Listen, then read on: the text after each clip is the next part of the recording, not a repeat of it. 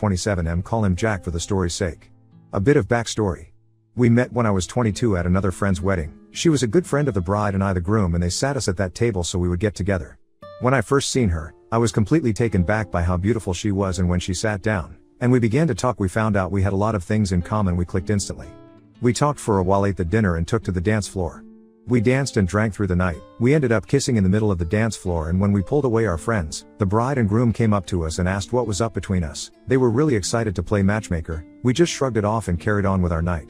We left not exchanging numbers, but about a week later I got a text from her asking me out. Bride gave her my number. I of course said yes, and it turned into a relationship.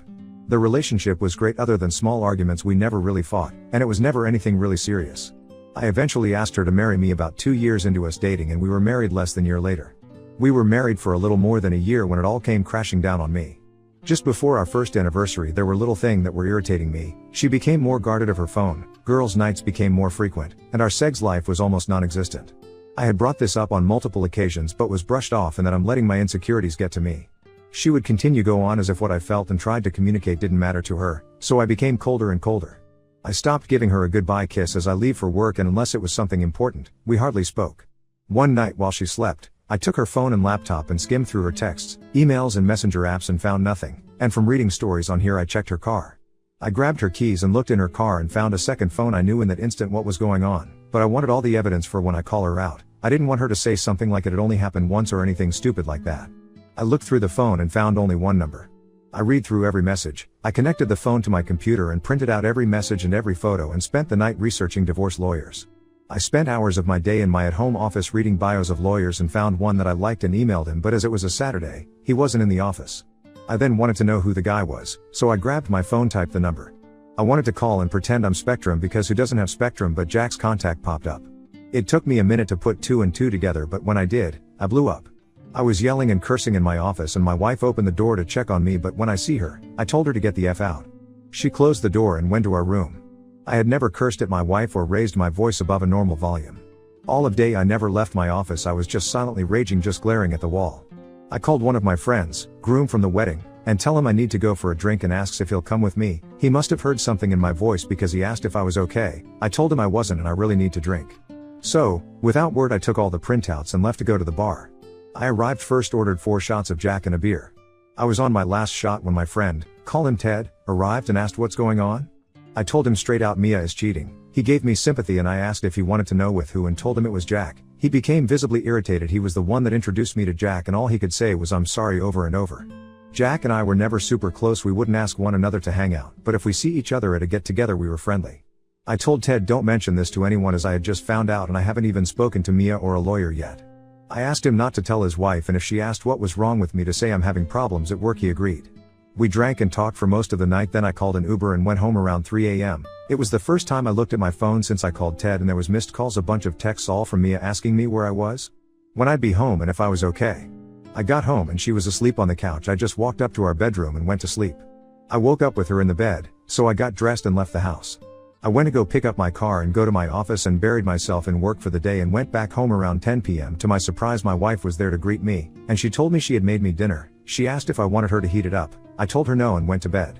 She followed soon after asking what's been wrong with me. I told her to leave me alone and that I wanted to sleep. She kept pestering me. Eventually I snapped and yelled, Mia, stop, I am trying to sleep, go away. The next morning, I received an email from the lawyer asking to meet later in the day, and I confirmed and got ready for my day. I went downstairs to leave, and Mia had made breakfast asking to talk. I made a small plate and sat down. She started by saying I've been acting different and going on and on about how I changed, and she wants to know why. I told her work has been stressful and soon it would be all over. I finished up and told her I've got to go. I went to my office and counted down the minutes to go meet the lawyer. When I left, I told my assistant I'm going out to lunch with a client. My wife would call my work sometimes and left. The meeting with the lawyer went well and I handed over all I had gathered on her, and the lawyer had told me, well, I'm sorry for all that's going on, but I'm happy you gathered all this information. You see, we live in an at-fault state. So your wife has no claim on most of your money. I told him I didn't even think about that. I was just thinking I've got to divorce her as soon as possible. He asked to keep the evidence, but I told him I'd prefer you to just make copies as I haven't told my wife I knew yet and I don't want to hear her excuses. He agreed and had his assistant make copies.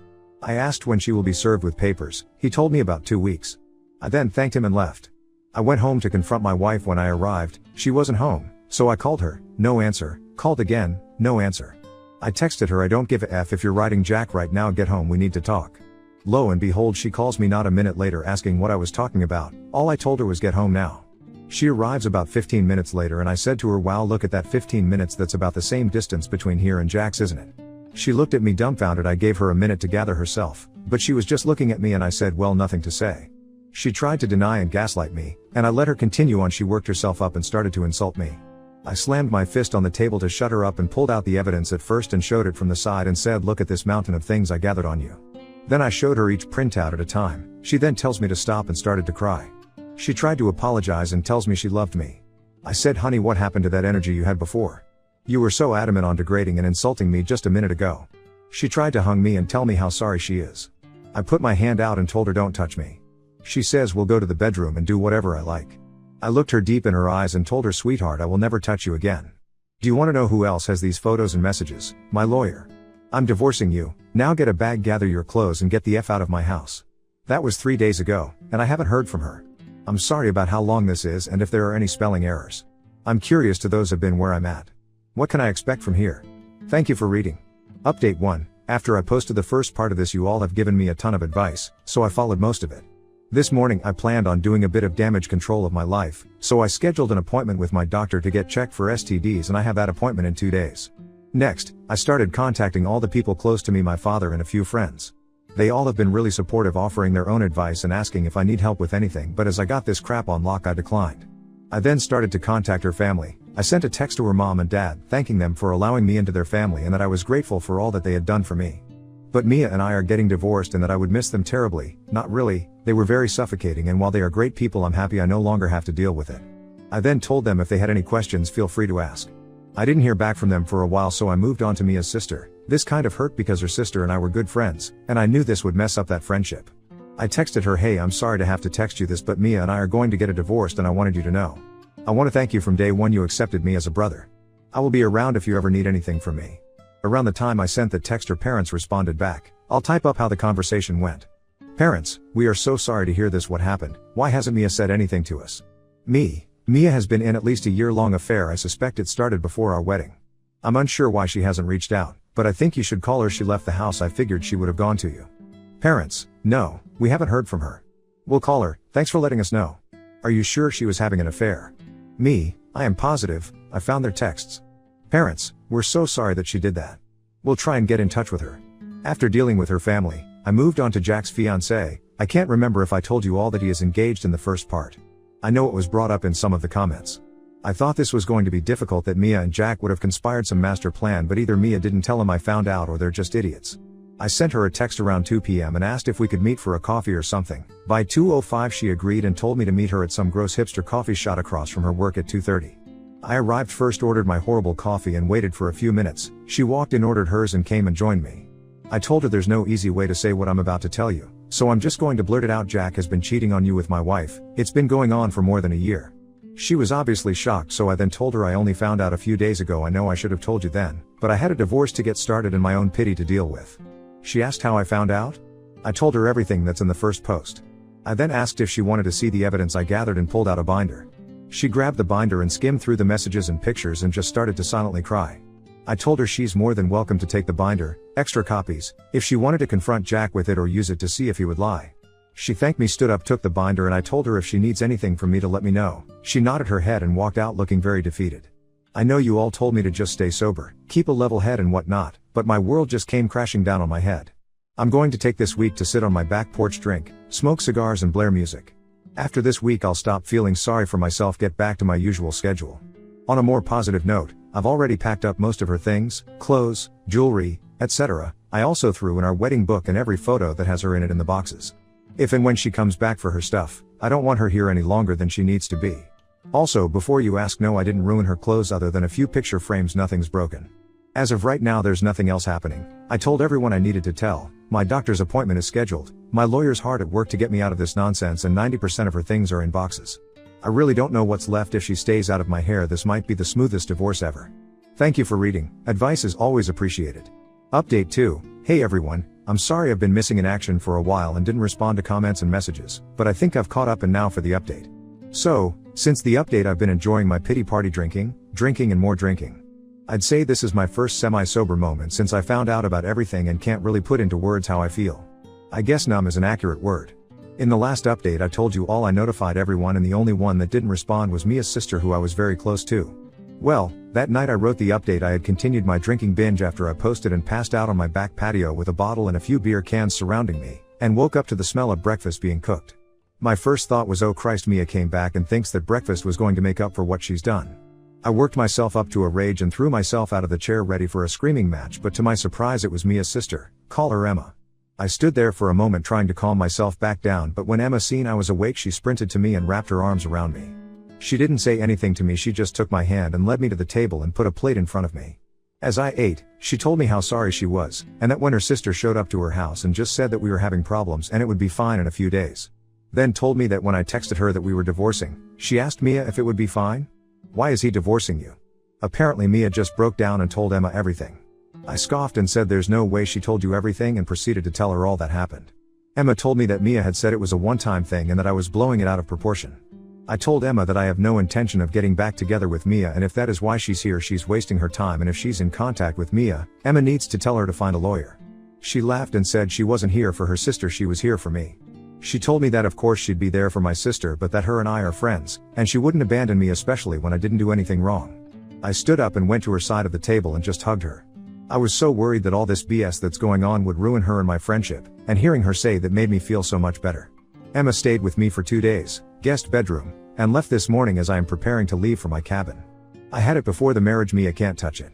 I was gathering my hunting and fishing equipment, she asked if she could join me, but I told her as much as I would like that she should probably go check in on her sister. She agreed, hugged me and left. I am truly grateful to Emma for being there for me, and before any of you say she's into me, she's not. She's also 20 and that's way too young for me, it's just a really great friendship. I almost forgot to say I went to the doctors, got tested, and the results should be in on Monday. I've reached out to Jack's fiancée a few times just to check on her. She tells me she's fine and she doesn't know what to do. I told her if she wants to meet anytime next week so she could vent, I'm more than happy to listen. Thank you all so much for reading, reaching out, and all the praise you've all given. You all have been a light in a truly dark time in my life. To any of you who are going through this, as I am, the only thing I can say is keep your head down, focus on what you really want. If it's divorce or if you reconcile, set your goals one at a time. In my case, lawyer then doctor and notifying everyone close. Keep it off the internet though, also set time aside to get your feelings out. Thank you again, and sorry these updates are always so long. Update 3, in my last post I told you all about Emma coming to my house and staying for a few days. She left when I was leaving to go hunting at my cabin. Good news, I got a buck, a nice fat 8-pointer. I got him on my first day out there, which I'm very happy about as it left me the rest of my time to go fishing. I only caught 2, but they were decent size, so I made one my dinner and butchered the other. I spent the rest of my stay at the cabin cleaning my deer and enjoying the views of nature. Other than a drink or 2 a day, I spent my trip sober as I promised. My drinking was only for last week. Now on to the last few days. I got a call from my doctor and I'm all clean. It's not such a shock as Mia and I haven't had much passionate nights in a few months, but all the same you can never be too sure. I reached out to Jack's fiancée but didn't hear back for some time. She eventually responded back telling me she's staying with her family right now. She didn't really go into detail much, but her staying with her family, you can only assume as I do that means it's not going so well. At least she's with family, safe and with all the support that she could need. I told her if there is anything I can do, all she has to do is reach out. She asked me to meet and get coffee the following day, which I of course agreed to. The following day we met at the same gross hipster coffee shop and talked for about 2 hours. We talked about everything that happened with Mia and I. She wanted to know what steps I was taking, if I was divorcing or if there was any chance I would reconcile. I told her after someone cheats in my book, that's it, that the amount of selfishness and disrespect it takes to cheat, let alone for a year. She obviously didn't care for me. I asked her what her plan was. She told me she's confused about everything, that everything she thought was truth turned out to be lies. She wasn't sure what her next move should be, if she should move on or if she should forgive him. I told her if you could forgive someone for cheating on you for that amount of time, she's a better person than me. She told me all of her family was telling her that she should forgive him and go on to get married. I told her I was going to be blunt with her and went on to say, just because it's what your family wants doesn't mean you need to follow along. Then said Jack obviously doesn't care about marriage and what it all means. He cheated on you, his fiancée, with my wife. If that doesn't show you, he's not marriage material. I told her she needed to do what she thought was right and not to have anyone other than herself make decision that will affect her life. I told her when I found out all I could do was think of a way my heart could trick my brain into thinking of some way I can accept it and forgive her, but I just couldn't do it. I also said I only talked to one person, but I had already made my decision, and no one could change my mind. I bet when you went to stay with your family you had a pretty good idea of what you were going to do, but you let too many people in, and they all gave their own take on it. I finished by telling her all she needed to do was to follow her gut, that her brain and heart will always lie to her, but if her gut feels something's off 9 out of 10 times her gut's probably right. She soon after thanked me and we left each other and went home. The following day I got a message from my lawyer that Mia had successfully been served at work. I thanked him for all his work, especially in the time frame he's gotten it done. Not long after that, Emma called and told me Mia hasn't left her room all day and she's sobbing in bed. I told her she was served and is probably realizing how bad she messed up. Emma asked me how the cabin was, and if I got anything. I told her everything I did and how my time was there. We talked for a moment and hung up, after I prepared myself and my house for my wife's explosion. I figured if there was any time, it would be soon, now that she's been served. So now I am waiting patiently, biding my time. I have Advil on standby for what I can only assume is going to be a bad ache, I told my friend, and he agreed if Mia showed up, he would race over to be a witness just in case all else fails. I'm currently waiting for Hurricane Mia to tear through my house. If or when she does, I'll send out another update. Thank you all for reading. Update 4. About an hour or so after I posted last, I was waiting for Mia to show up at the house and go ballistic. I had no real reason she would do anything, but given everything that's happened I never really knew the women. I went around to all the cameras that I had up and made sure they were working properly, both the ones inside and outside. I called my friend letting him know that Mia was served today and if she shows up he needs to get to my house as soon as he could. I am not going to jail because of this woman. Turns out I was right because Mia had shown up at the house banging on the door screaming to let her in. I immediately called my friend and Emma to get here, because Mia is beating down my door. She was cursing my name, begging me to let her in, calling me every name in the book and how I could be so heartless. She's not wrong because the entire time she was screaming and banging on the door all I could do was laugh. I then wondered why she didn't just walk in. She still had keys, at least to my knowledge. When my friend showed up, she was still screaming and cursing, so he started to record on his phone and stayed in his truck, but this idiot brought his wife with him, Mia's friend, so she got out and tried to calm her down. She walked up to Mia, putting her arms around her and trying to get her to talk to her. Mia then slapped her across the face, screaming at her to mind her own business. That made my friend, who now has a video of it, to call the police. She continued to scream and curse until the police got there. When they did, she tried so hard to play the victim. One of the 2 officers walked up to her, and she started to cry and tell them I hit her and threw her out of the house. My friend and his wife had told the other officer that when they came to the house she was yelling and banging on the door, so they couldn't confirm that I didn't do what Mia said I had done. After that officer was done talking with my friend and his wife, he came to my door, and when I opened it Mia said, "There, that's him, he hit me, I want him arrested." He started to put me in cuffs. When I told him I can prove that she's lying to you, all I need is my phone. The officer stopped and told me to show him the view from the outside cameras. After reviewing the video, he apologized for jumping to conclusions and automatically assuming I was the one in the wrong. I told him I didn't fault him, but he then told me that they received 15 calls total from my neighbors, and apparently during Mia's rant she had screamed out he hit me. So the officers had already made their judgment. After having to deal with the police for about a half hour, Mia ended up being put in cuffs and charged with disturbing the peace, public intoxication and a DUI. As the police took Mia to the car, Emma showed up and came to me asking what had happened. I showed her the video on my phone of it all. The officer then came up to me to hand me the case number and some other paperwork. Emma starting to ask questions about the charges, so I just went back inside. Emma followed soon after and sat next to me. She told me she left her house for 10 minutes to run to the store, but when she got back Mia was no longer in the living room, so she thought Mia had gone to bed after she drank too much wine. Emma and I talked for a while and she asked me if she could stay the night. I said she was welcome anytime. She told me that Mia had to spend the night in jail. I don't know why, but they could bail her out in the morning. She told me that when I went back inside, she called her parents to let them know what was happening and to see if they could bail Mia out because Emma doesn't have that kind of money. We had a beer together and soon went to bed. When I woke up in the morning, Emma already left to meet with her parents. I haven't heard from Mia, Emma or their parents, but I don't think it's a fun conversation. Update 5. I haven't heard from Mia since that night, but my lawyer was contacted by hers letting him know he'll be representing Mia. Finally, we can start this process. I also reached out to Jack's fiancée to see if she has any news on her front. We only texted back and forth, but she told me she has kicked him out of her house, and had her father and brother pack up all his thing and drop it off at his house. She told me her dad and brother wanted to beat him, but she asked them not to and that she just wants to put all this behind her and move on. She thanked me for checking on her and tells me her close friends are there for her when she needs them. I sent her the link to my Reddit page so she can see all the support you all give to me and to her. On Friday, the moment I got off work, I raced home. My plan was to go back to my cabin for the weekend. When I arrived, Emma was in my driveway. She wanted to grab her sister's things and had a list of what my wife expected. I skimmed through it and all, but one thing was already in a box or sitting in my garage waiting to be picked up. I told her I'm not transporting or touching anything that's in here. I'm not going to be responsible if Mia wants to claim I destroyed her stuff. I told her I'd pay for a moving company to come and pack and take all her things for her because right now I'm going to my cabin and don't have the time to deal with Mia's crap. She said that would be great and hopes I have fun. She took a box of Mia's clothes and put it in her car. She then turned to me and asked if she could tag along this time. I said sure, why don't you go back home, drop off the box and pack a bag for herself. By the time I went to the store and packed up the truck she was pulling up, I locked up my house and took off to the cabin with Emma. The weekend went really well. The last time I was up there I realized what a gem that place is. It has a beautiful view and is completely secluded, so I don't have to deal with any people. It's a place you can truly breathe in and relax. On Monday I called a moving company and by today, Tuesday, 3 guys and a big truck pulled up and started loading. I had every box open and recorded as they closed the box and picked it up. I took pictures of all the furniture and recorded as the movers loaded it. I thanked them all for tolerating me and tipped them each an extra $50. I then sent all the recordings and pictures to my lawyer and carried on with my day. The house seems empty but also clean without all her things here.